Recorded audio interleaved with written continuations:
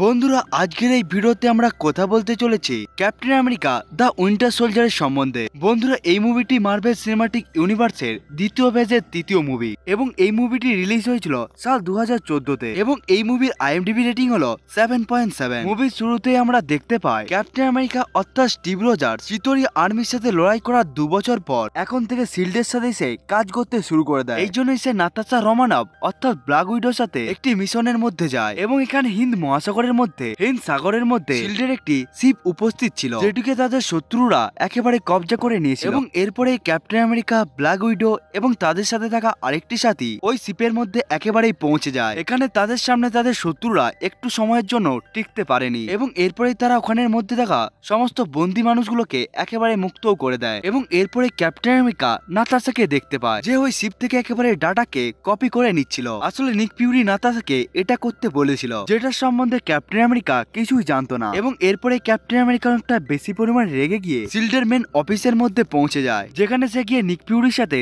দেখা করে এবং সে বলে যখনই আমি কোনো মিশনে যাব তখন ওই মিশনের সমস্ত তথ্যই আমার কাছে থাকা উচিত এবং এরপরে নিক ফিউরি ক্যাপ্টেন আমেরিকাকে নিজের ফিউচার প্রজেক্টের সম্বন্ধে কথা বলতে থাকে যার নাম ছিল ইনসাইড। আসলে শিল্ডের কাছে খুবই বেশি পরিমাণে অ্যাডভান্স হেলি ক্যারিয়ার ছিল যেটির মধ্যে পুরোপুরিভাবে হাতিয়ারই উপস্থিত ছিল, এমনকি এর মধ্যে এতটাই ভয়ঙ্কর হাতিয়ার ছিল যে যার সাহায্যে 1 মিনিটের মধ্যে হাজারেরও বেশি মানুষকে মারা যেতে পারে এবং এই 3টি হেলিক্যারিয়ারই স্যাটেলাইটের সাথে একেবারে কানেক্টেড ছিল এবং নিক ফিউরি বলতে থাকে এই হেলিক্যারিয়ারের ইঞ্জিন এতটাই বেশি পরিমাণে স্ট্রং যে যেটি একবার হাওয়ার মধ্যে উড়ে চলে গেলে তাকে আর নিচে আসার কখনোই দরকার হবে না এবং এই সব কিছু হয়েছে টনি স্টার্কের জন্য এবং সে আমাদেরকে এই প্রযুক্তির জন্য অনেকটাই বেশি পরিমাণে সাহায্য করেছিল। ক্যাপ্টেন আমেরিকা এই কথাকে শুনে অনেকটাই বেশি পরিমাণে অখুশি হয়ে যায় যে এই টেকনোলজির একেবারে বিরুদ্ধে ছিল এবং এরপরে ক্যাপ্টেন আমেরিকা বলতে থাকে যদি এই হেলিক্যারিয়ার রক্ষা করতে থাকে এই বেপেনটি যদি আমাদের শত্রুরা পেয়ে যায় তাহলে তারা এই বেপেনকে ব্যবহার করে একেবারে ধ্বংস নিয়ে আসতে পারবে এবং এরপরে ক্যাপ্টেন আমেরিকা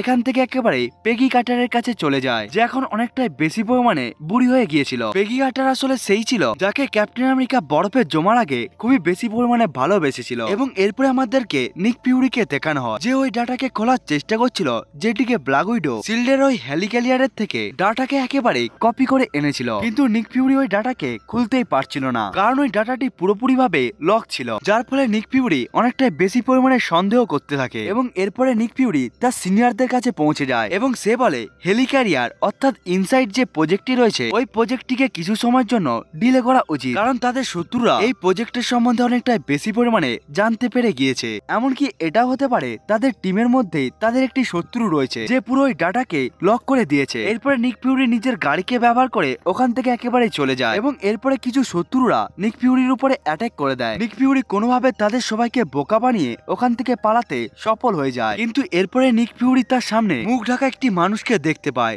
যে নিজের মিসাইলকে একেবারে ব্যবহার করে নিক ফিউরির গাড়িকে একেবারে উড়িয়ে দেয় এবং যখন ওই মুখ ঢাকা মানুষটি নিক ফিউরির গাড়ির কাছে পৌঁছে যায় তখন নিক ফিউরি ওই জায়গা থেকে একেবারে পালিয়ে গিয়েছিল। এখন নিক ফিউরি ক্যাপ্টেন আমেরিকা অর্থাৎ স্টিভ রজার্সের ঘরের কাছে একেবারে পৌঁছে যায় এবং সে ক্যাপ্টেন আমেরিকাকে বলতে থাকে শিল্ডের মধ্যে কোনো না কোনো একটি মেম্বার রয়েছে যে শিল্ডের সাথে ছলনা করছে। তখনই হঠাৎ করে কেউ নিক ফিউরির উপরে গুলি চালিয়ে দেয়। মারা যাওয়ার আগে নিক ফিউরি ওই পেন ড্রাইভকে ক্যাপ্টেন আমেরিকাকে দিয়ে দেয় এবং ওই পেন ড্রাইভের মধ্যে ওই ডাটাটি উপস্থিত ছিল যেটিকে ব্ল্যাক উইডো এবং ক্যাপ্টেন আমেরিকা নিয়ে এসেছিল যেটিকে শত্রুরা একেবারে কবজা করে নিয়েছিল এবং এখানে নিক ফিউরিকে অপারেশন থিয়েটারের মধ্যে নিয়ে চলে যাওয়া হয় কিন্তু ডক্টরেরা নিক ফিউরির জীবনকে আর বাঁচাতে পারেনি। এর ফলে নিক ফিউরির মৃত্যু একেবারে হয়ে যায় যার ফলে ক্যাপ্টেন আমেরিকা এবং ব্ল্যাক উইডো অনেকটাই বেশি পরিমাণে দুঃখী হয়ে যায়। এখন ক্যাপ্টেন আমেরিকাকে আলেকজান্ডার ডেকে নেয় যে আসলে শিল্ডের সিনিয়র অফিসার ছিল। সে ক্যাপ্টেন আমেরিকাকে জিজ্ঞাসা করে কাল রাতে নিক ফিউরি তোমার কাছে কেন এসেছিল এবং নিক ফিউরি তোমাকে কি বা বলেছিল। আসলে সে ওই পেন ড্রাইভের সম্বন্ধে জানতে চেয়েছিল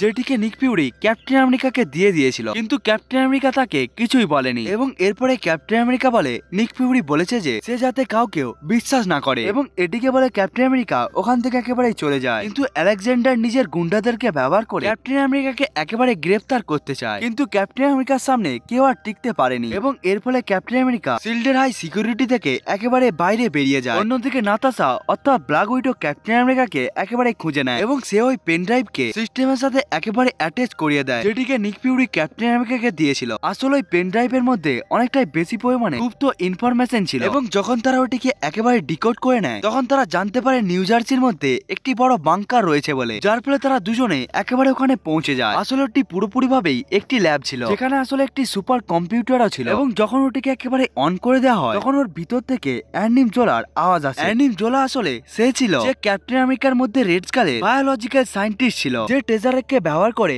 অনেক শক্তিশালী ওয়েপনকে একেবারে বানিয়ে নিয়েছিল। কিন্তু জোলা একেবারে মারাও গিয়েছিল, কিন্তু তার মস্তিষ্ক এখনো এই কম্পিউটারের মধ্যে উপস্থিত রয়েছে। এবং সে বলতে থাকে যে হাইড্রা অর্থাৎ হিটলারের এমন একটি আর্মি ছিল যার লিডার ছিল এহান অর্থাৎ রেড স্কাল, এবং রেড স্কাল মারা যাওয়ার পরেও ওই আর্মিটা একেবারে অ্যাক্টিভেট ছিল। এবং যখন সিলকে একেবারে স্থাপন করা হয় তখন সিল অর্গানাইজেশনের মধ্যে এমন অনেক লোক ভর্তি হয়ে যায় যারা আসলে হাইড্রার মেম্বার ছিল। এবং আজও অনেক হাইড্রার মেম্বার রয়েছে যারা সিল্ডের মধ্যে উপস্থিত রয়েছে। এবং আমি এমন একটি প্রোগ্রামকে তৈরি করেছি যেটি সবকিছুকে একেবারে পরিবর্তন করে দিবে। এবং এই প্রোগ্রামটি আসলে ইনসাইডের সাথে একেবারে জুড়ে রয়েছে, যেখানে সিল 3টি হেলিক্যারিয়ারকে একেবারে আকাশের উপরেই ছেড়ে দিবে। এবং এর মধ্যে এমন এমন হাতিয়ার রয়েছে যেটি পুরো পৃথিবীকে একেবারে ধ্বংস করে দিতে পারে, কিন্তু এটাকে বানানো হয়েছিল সিকিউরিটির জন্য। এবং এরপরে 3টি হেলিক্যারিয়ারের মধ্যে একটি হেলিক্যারিয়ারকে একেবারে দেখানো হয় যেটি একটি মিসাইলকে একেবারেই ছেড়ে দেয়। এবং এরপরে জোলা বলে দেয় যে আমি তোমাদের দুজনকে কোথার মধ্যেই একেবারে ফাঁসিয়ে রেখেছিলাম এবং খুব তাড়াতাড়ি তোমরা একেবারে শেষ হয়ে যাবে। এবং এরপরে ব্ল্যাক উইডো বলে আমাদের সামনে একটি মিসাইল আসতে চলেছে। এবং তখনই ক্যাপ্টেন আমেরিকা ওখান থেকে একটি জালকে তুলে নেয় এবং ওই গর্তের মধ্যে ক্যাপ্টেন আমেরিকা ব্ল্যাক উইডোকে একেবারে নিয়ে চলে যায়। এবং উপর থেকে ক্যাপ্টেন আমেরিকা ওই সিলকেও একেবারে রেখে নেয়। এবং এরপরে ওখানে খুবই বড় একটি ধামাকা হয়ে যায়, যেই ধামাকা থেকে তারা একেবারেই বেঁচেও যায়। এবং তারা জানতে পেরে যায় যে চারিদিক থেকে সিল্ডের মেম্বাররা তাদেরকে খোঁজার চেষ্টা করছে বলে, এই জন্য তারা জানতে পেরে যায় তাদের জীবন অনেকটাই বেশি পরিমাণে বিপদে রয়েছে বলে। এবং এরপরেই তারা দুজনে একটি আমেরিকান এয়ারফোর্সের কাছে পৌঁছে যায় যার আসলে নাম ছিল স্যাম উইলসন। স্যাম উইলসনই আসলে ফ্যালকন ছিল। এবং তারা জানতে পেরে যায় যে আলেকজান্ডারই সেই শিল্ডের মধ্যে কাজ করা ব্যক্তি যে হাইড্রার জন্য একেবারে কাজ করে থাকে। এবং তারা তিনজনে মিলে আলেকজান্ডার ওই ব্যক্তিকে ধরে নেয় যে শিল্ডের মধ্যে একেবারে উপস্থিত থেকে আলেকজান্ডার অর্থাৎ হাইড্রার সাথে কাজ করত। এবং ওই ব্যক্তিটি নিজের জীবনকে বাঁচানোর জন্য তাদের তিনজনকে সবকিছুই বলে দেয়। এবং সে বলে জোলার কাছে যেই সুপার কম্পিউটারটি রয়েছে সেটির সাহায্যে এমন একটি সফটওয়্যারকে বানানো হয়েছে যেটি 3টি হেলিক্যারিয়ারকে অর্থাৎ যেটি খুব তাড়াতাড়ি লঞ্চ হতে চলেছে সেটিকে তারা খুব তাড়াতাড়ি নিজেদের মধ্যে কন্ট্রোল করে নিবে, যার ফলে ওই হেলিক্যারিয়ারের কন্ট্রোল থাকবে পুরোপুরি ভাবে হাইড্রার কাছে, যার ফলে হাইড্রা পুরো দুনিয়ার মধ্যে ধ্বংস চালাতে থাকবে। এবং এরপরে তারা তিনজনে হাইড্রার ওই মেম্বারকে নিয়ে কোথায় যাওয়ার চেষ্টা করছিল, তখনই তাদের গাড়ির উপরে কেউ হামলা করে দেয় এবং সে ওই হাইড্রার মেম্বারকে গাড়ি থেকে বাইরে বার করে একেবারে ফিকে ফেলিয়ে দেয়। আসলে এটি সেই মুখ ঢাকা মানুষটি ছিল যে আসলে নিক ফিউরিকে একেবারে মেরে দিয়েছিল এবং এর নাম ছিল উইন্টার সোলজার। এবং এরপরে ক্যাপ্টেন আমেরিকা এবং উইন্টার সোলজারের মধ্যে একটি খুবই বড় লড়াই চলতে থাকে। লড়াই করার সময় উইন্টার সোলজারের মুখ থেকে ওই মুখ ঢাকা পোশাকটি একেবারে খুলে যায়। এবং এরপরে ক্যাপ্টেন আমেরিকা যখন উইন্টার সোলজারের মুখকে দেখে নেয় তখন ক্যাপ্টেন আমেরিকা পুরোপুরি ভাবে অবাক হয়ে যায়। আসলে উইন্টার সোলজার ক্যাপ্টেন আমেরিকার বন্ধু বাকি বার্নস ছিল, যে ওয়ার্ল্ড ওয়ার 2 এর সময় ট্রেন থেকে পড়ে গিয়ে একেবারে মারা গিয়েছিল, কিন্তু সে এখনো পর্যন্ত জীবন্তই ছিল। এবং এরপরে ক্যাপ্টেন আমেরিকা বাকি বলে তাকে ডাকে এবং এর উত্তরে উইন্টার সোলজার বলে বাকি বার্নসকে। এবং এখানে শিল্ডের অফিসারও একেবারে চলে আসে, যার ফলে উইন্টার সোলজার একেবারে এখান থেকে পালিয়ে যায়। কিন্তু এদের তিনজনকে একেবারে গ্রেফতার করে নেওয়া হয়। এবং এরপরে শিল্ডের মেম্বাররা যখন গাড়ির দরজাকে খোলে তখন তারা দেখতে পায় গাড়ির মধ্যে আর কেউ নেই। এখানে শিল্ডের একটি লেডি অফিসার তাদের তিনজনকে এখান থেকে একেবারে নিয়ে চলে গিয়েছিল। এবং তারা যখন একটি জায়গার মধ্যে পৌঁছে যায় তখন তারা দেখতে পায় নিক ফিউরি এখনো বেঁচে রয়েছে বলে। আসলে নিক ফিউরি মারা যায়নি, বরং সে অনেকটাই বেশি পরিমাণে আহত হয়ে গিয়েছিল এবং এখন সে অনেকটাই বেশি পরিমাণে রিকভার হয়ে গিয়েছিল। এবং এরপরে নিক ফিউরি বলতে থাকে যে এখন হাইড্রার উদ্দেশ্য হলো ওই 3টি হেলিক্যারিয়ারকে একেবারে কন্ট্রোল করে পুরো পৃথিবীর মধ্যে একেবারে ধ্বংসকে নিয়ে আসা এবং আমাদেরকে কোনোভাবে তাদেরকে একেবারে আটকাতে হবে। এবং এরপরে উইন্টার সোলজারকে দেখানো হয় ক্যাপ্টেন আমেরিকা অর্থাৎ স্টিভ রজার্সকে দেখে অন্য কিছুকেই চিন্তা করছিল। এবং উইন্টার সোলজার মনে করতে থাকে যে ক্যাপ্টেন আমেরিকাকে আগে কোথাও দেখেছে বলে। এবং এরপরে উইন্টার সোলজার অর্থাৎ বাকি বার্নসের চিন্তা থেকে আমাদেরকে দেখানো হয় যখন সে ওয়ার্ল্ড ওয়ার 2 এর সময় ট্রেন থেকে একেবারে পড়ে গিয়েছিল তখন ডক্টর জোলা অর্থাৎ হাইড্রা তাকে একেবারে ধরে নিয়েছিল। এবং এরপরে হাইড্রা তার উপরে একেবারে এক্সপেরিমেন্ট করতে থাকে, যার ফলে তাকে একটি সুপার সোলজারেও পরিবর্তন করে দেওয়া হয় এবং এর সাথে উইন্টার সোলজারের পুরনো কথাকে একেবারে মিটিয়ে দেওয়া হয়। এবং তখনই ওখানে আলেকজান্ডার চলে আসে এবং তখন আলেকজান্ডার বলতে থাকে তোমাকে কোনোভাবে তাদের সবাইকে একেবারে শেষ করে দিতে হবে, তখনই আমরা পুরো দুনিয়াকে একেবারে মুক্ত করতে পারবো। আসলে তারা উইন্টার সোলজার অর্থাৎ বাকি বার্নসকে বরফের মধ্যে একেবারে জমিয়ে রাখতো, যার ফলে তার বয়সও একেবারে বাড়তে থাকেনি। এর সাথে তার অতীতকেও একেবারে মিটিয়ে দেওয়া হয়েছে। এই জন্য সে তার সব থেকে কাছের বন্ধু অর্থাৎ স্টিভ রজার্স অর্থাৎ ক্যাপ্টেন আমেরিকাকে সে আর চিনতে পারছিল না। এবং এরপরে আমাদেরকে নিক ফিউরিকে দেখানো হয় যে বলে কালকে লঞ্চ হতে চলেছে। এবং যখন ওই 3টি হেলিক্যারিয়ার একেবারে আকাশের মধ্যে থাকবে তখন হাইড্রা ওই হেলিক্যারিয়ারকে একেবারে কন্ট্রোল করে নিবে। কিন্তু হাইড্রা এটাকে করার আগে আমাদেরকে হার্ডচিপকে একেবারে পরিবর্তন করে দিতে হবে। এবং একবার যদি আমরা আমরা ওই হেলিক্যারিয়ারের মধ্যে চিপকে একেবারে ঢুকিয়ে দিই তখন পুরোভাবে ওই হেলিক্যারিয়ারের মধ্যে আমাদের কন্ট্রোল থাকবে এবং এরপরে আমাদেরকে সিলকে দেখানো হয় যেখানে ওই 3টি হেলিক্যারিয়ার একেবারে আকাশের মধ্যে লঞ্চ করার জন্য প্রস্তুত করা হচ্ছিল। তখনই ক্যাপ্টেন আমেরিকা একেবারে অ্যানাউন্সমেন্টের রুমের মধ্যে পৌঁছে যায় এবং সে অ্যানাউন্স করে দেয় যে সিলার আগের মতো নেই বলে এবং এখানে অনেকগুলো হাইডার এজেন্টও রয়েছে এবং এর লিডার হলো আলেকজান্ডার। তখনই আলেকজান্ডার সিলের অনেকগুলো বড় বড় সিনিয়র মেম্বারদের সাথে মিটিং রুমের মধ্যে উপস্থিত ছিল এবং এরপরে ক্যাপ্টেন আমেরিকা বলে তোমরা যদি দুনিয়াকে বাঁচাতে চাও তাহলে তোমাদেরকে এই লঞ্চকে আটকাতে হবে কারণ ওই হেলিক্যারিয়ারটি যদি একেবারে আকাশের মধ্যে পৌঁছে যায় তখন ওই হেলিক্যারিয়ারকে পুরোভাবে কন্ট্রোল করবে হাইড্রা। তখন হাইড্রাই পুরো দুনিয়াকে কন্ট্রোল করতে পারবে এবং এরপরে আমাদেরকে কন্ট্রোল রুমকে দেখানো হয় যেখান থেকে আসলে ওই 3টি হেলিক্যারিয়ারকে একেবারে লঞ্চ করা হচ্ছিল। ওখানে ক্যাপ্টেন আমেরিকার কথাকে শুনে সবাই একেবারে থেমে যায়। তখন ওখানে আলেকজান্ডারের লোক চলে আসে এবং তারা তাদের উপরে গান পয়েন্ট করে বলে তোমাদেরকে এটা লঞ্চ করতে হবে এবং তারা যখন একে অপরের কথা না শুনে তখন তারা একে অপরের বিরুদ্ধে একেবারে গান চালাতে শুরু করে দেয়। তখনই আলেকজান্ডার একটি লোক 3টি হেলিক্যারিয়ারকে একেবারে কন্ট্রোল করে একেবারে লঞ্চ করে দেয় এবং এরপরে আমাদেরকে আলেকজান্ডারকে দেখানো হয় যে আসলে শিল্ডের সিনিয়রদের সাথে উপস্থিত ছিল এবং এখন সবাই আলেকজান্ডারের সত্যতাকেও জানতে পেরে গিয়েছে কিন্তু তারা কিছু করার আগে ওখানে আলেকজান্ডারের লোকেরা একেবারে চলে আসে যারা সবাইকে একেবারে গান পয়েন্টে নিয়ে নেয় এবং এই সমস্ত অফিসারদের মধ্যে একজন ফিমেল অফিসারও ছিল কিন্তু এটি আসলে নাতাশা রোমানেভ অর্থাৎ ব্ল্যাক উইডো ছিল যে আলেকজান্ডারের সমস্ত লোকগুলোকে একেবারে মেরে দেয় এবং তখনই ওখানে নিক ফিউরিও চলে আসে এবং তাকে দেখে আলেকজান্ডার এবং শিল্ডের সমস্ত মেম্বাররাই অনেকটা বেশি পরিমাণে অবাক হয়ে যায় কারণ সবাই মনে করছিল সে একেবারে মারা গিয়েছে বলে কিন্তু সে এখনো বেঁচে ছিল। এখানে নিক ফিউরি আলেকজান্ডারকে শিল্ডের সমস্ত ডাটাকে একেবারে আনলক করতে বলে কিন্তু আলেকজান্ডার এটিকে একেবারে মানা করে দেয় এবং সে বলে আমি এটাকে কখনোই করব না এমনকি এখন তুমিও এটাকে করতে পারবে না কারণ তুমি এখন শিল্ডের ডাইরেক্টরও নয় এবং যখন কেউ শিল্ডের কাজকে ছেড়ে দেয় তখন তার সমস্ত ইনফরমেশন এবং ডাটাকেও একেবারে মুছে ফেলা হয় কিন্তু নিক ফিউরির যে খারাপ চোখটি ছিল সেটিকে দেখে সে কালো মাস্ককে একেবারে উঠিয়ে নেয় এবং এটিকে সে কম্পিউটারের আগে লাগিয়ে দেয় যার ফলে কম্পিউটার একেবারেই আনলক হয়ে যায় এবং ওই কম্পিউটারের মধ্যে হাইড্রার যেই সমস্ত ইনফরমেশন ছিল সেগুলোকে নিক ফিউরি একেবারে পাবলিক করে দেয় যাতে হাইড্রার সম্পর্কে পুরো দুনিয়ায় জানতে পারে এবং এরপরে আমাদেরকে ক্যাপ্টেন আমেরিকাকে দেখানো হয় যে একটি হেলিক্যারিয়ারের মধ্যে পৌঁছে যায় এবং সে ওখানে গিয়ে চিপকেও একেবারে বদলাতে থাকে এবং যতক্ষণ পর্যন্ত তারা চিপকে বদলাতে না পারছে ততক্ষণ পর্যন্ত তারা ওই হেলিক্যারিয়ারকে পুরোপুরিভাবে কন্ট্রোল করতেও পারবে না। অন্যদিকে আমাদেরকে ফ্যালকনকে দেখানো হয় যে অন্য একটি হেলিক্যারিয়ারের মধ্যে একেবারে পৌঁছে যায় এবং সে চিপকে একেবারে পরিবর্তন করে দেয় এবং এখন তাদেরকে একটি মাত্র চিপকে পরিবর্তন করতে হবে এবং এরপরে ক্যাপ্টেন আমেরিকা উপর থেকে একেবারে লাফিয়ে পড়ে এবং সে ফ্যালকনকে বলে আমার সাহায্যের দরকার। ফ্যালকন ক্যাপ্টেন আমেরিকাকে ধরে আর ক্যালিয়নের মধ্যে একেবারে পৌঁছে যায় কিন্তু তারা ওখানে চিপকে বদলানোর আগে ওখানে উইন্টার সোলজার চলে আসে যে ক্যাপ্টেন আমেরিকার উপরে একেবারে অ্যাটাক করে দেয় যার ফলে ক্যাপ্টেন আমেরিকা একেবারে নিচেও পড়ে যায় এবং এরপরে সে ফ্যালকনের দুটি ডানাকে একেবারে ভেঙে দিয়ে তাকেও হেলিক্যারিয়ার থেকে একেবারে নিচে ফেলিয়ে দেয় এবং সে প্যারাশুটকে ব্যবহার করে একেবারে নিচে নেমে যায় কিন্তু এখন সে আর উপরে আসতে পারবে না এবং এরপরে আমাদেরকে ক্যাপ্টেন আমেরিকাকে দেখানো হয় যে হেলিক্যারিয়ারের উপরে একেবারে ঝুলেছিল সে একেবারে আবার ফিরত চলে আসে এবং এখানে ক্যাপ্টেন আমেরিকা এবং উইন্টার সোলজারের সাথে একটি লড়াই হতে থাকে এবং এই লড়াইয়ের মধ্যে উইন্টার সোলজারকে দেখানো হয় যে ক্যাপ্টেন আমেরিকার মতোই অনেকটা বেশি পরিমাণে শক্তিশালী ছিল এবং এরপরে ক্যাপ্টেন আমেরিকাকে বলা হয় যদি এই কয়েক সেকেন্ডের মধ্যে চিপকে না বদলানো হয় তখন তাদের হাত থেকে পুরোপুরিভাবে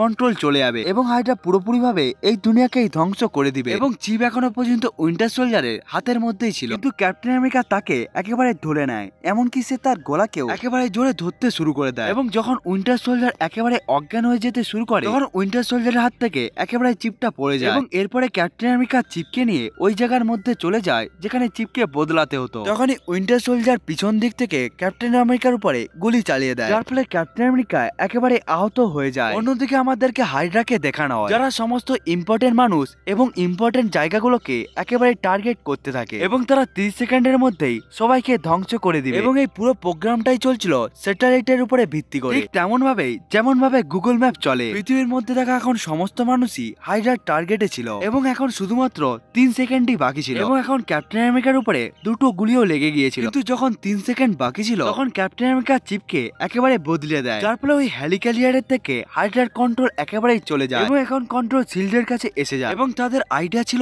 এই যে যখন তাদের কাছে কন্ট্রোল এসে যাবে তখন তারা একটি হেলিয়ারকে ব্যবহার করে 3টি হেলিক্যারিয়ারকে একেবারে ধ্বংস করে দিবে কিন্তু ওই হেলিক্যারিয়ারের মধ্যে এখনো ক্যাপ্টেন আমেরিকা উপস্থিত ছিল এই জন্য তারা এটাকে করতে পারছিল না কিন্তু ক্যাপ্টেন আমেরিকা তাদেরকে একেবারে অর্ডার করে ফায়ার করার জন্য এবং তখনই তারা একটি হেলিক্যারিয়ারকে ব্যবহার করে আরেকটি হেলিক্যারিয়ারকে একেবারে ধ্বংস ধ্বংস করতে থাকে, যার ফলে 3টি হেলিক্যারিয়ারই একেবারে ক্র্যাশ হতে শুরু করে দেয়। এখানে ক্যাপ্টেন আমেরিকা পালাতে পারত, কিন্তু সে দেখতে পায় উইন্টার সোলজার অর্থাৎ তার বন্ধু বাকি বান্স একটি লোহার মধ্যে একেবারে আটকে গিয়েছিল। এরপরে ক্যাপ্টেন আমেরিকা বাকি বান্সকে একেবারে ওখান থেকে বাইরে বার করে নেয়, কিন্তু এরপরে উইন্টার সোলজার ক্যাপ্টেন আমেরিকার উপরে অ্যাটাক করে দেয়। ক্যাপ্টেন আমেরিকা বলতে থাকে, তুমি আমার বন্ধু, আমি তোমার উপরে অ্যাটাক করতে পারবো না। কিন্তু বাকি বান্সের কোনো কিছুই মনে ছিল না, এই জন্যই সে পাঞ্চ করতে থাকে ক্যাপ্টেন আমেরিকার উপরে। কিন্তু কিছু সময় পরেও উইন্টার সোলজারও একেবারে থেমে যায় এবং এরপরে ক্যাপ্টেন আমেরিকা উপর থেকে একেবারে সমুদ্রের মধ্যে পড়ে যায় এবং উইন্টার সোলজার তাকে উপর থেকে একেবারে দেখছিল। এবং এর পরের সিনে আমরা দেখতে পাই উইন্টার সোলজার ক্যাপ্টেন আমেরিকাকে ওই সমুদ্রের কাছ থেকে